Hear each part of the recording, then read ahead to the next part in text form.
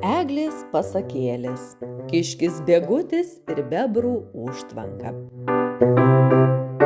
Giliai miško tankmėje, kur upeliai čiurlena kaip paslaptingos dainos, gyvena jaunas kiškis Bėgutis. Jis yra pats greičiausias miške, bet kartu ir labai smalsus. Visi žinojo, kad jeigu kur nors kas nors nutiks, Bėgutis bus pirmasis, kuris tai pamatys.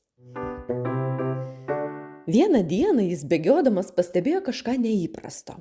Sena eglė, kuri visada stovėjo ties miško pakraščiu, dabar buvo visiškai sausa.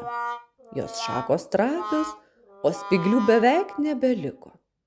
Kas čia nutiko? Stebėjosi Bėgutis. Ji miršta, nuliūdęs pasakė senasis barsukas Urgi.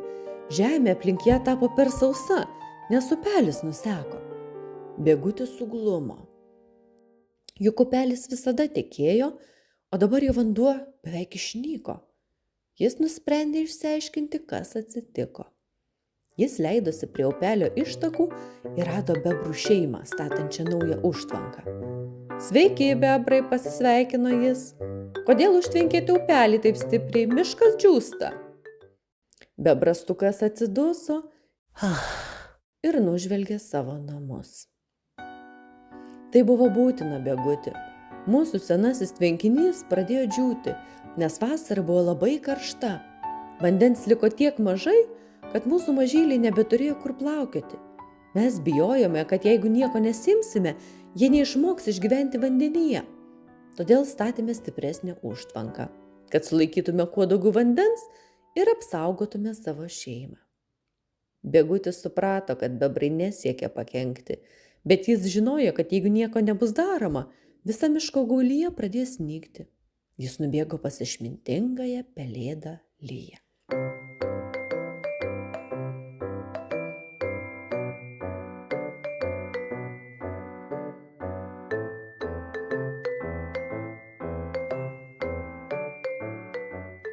Pelėda turi mums padėti, šūktelėjo jis.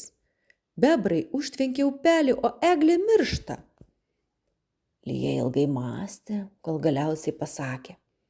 Kiekvienas miško gyventojas turi teisę į namus. Bet jei vieni ims per daug, kiti kentės. Turime rasti pusiausvyrą. Ji nuskrido pas bebrus ir pasiūlė sprendimą. Jei padarysite mažą angą užtvankoje, upelis vėl tekės, bet jūsų tvenkinys išliks. Bebrai sutarė pabandyti. Jie paliko siaurą vandens kelią ir netrukus upelis vėl ėmė tekėti per mišką. Po kelių dienų Bėgutis su džiaugsmu pamatė, kad eglė atsigavo ir jos spygliai tapo vėl žali. Nuo tada miško gyventojai suprato, kad gamtoje viskas susiję ir jei vienas ima per daug, kiti praranda. Svarbu rūpintis visais miško gyventojais. Kviečiu pasinerti į stebuklingą pasakų pasaulį YouTube kanale Eglės pasakėlės. Jei ši istorija sušildė jūsų širdį, labai lauksiu like, širdelių ir komentarų bei pasidalinimų. Ačiū, kad esate kartu.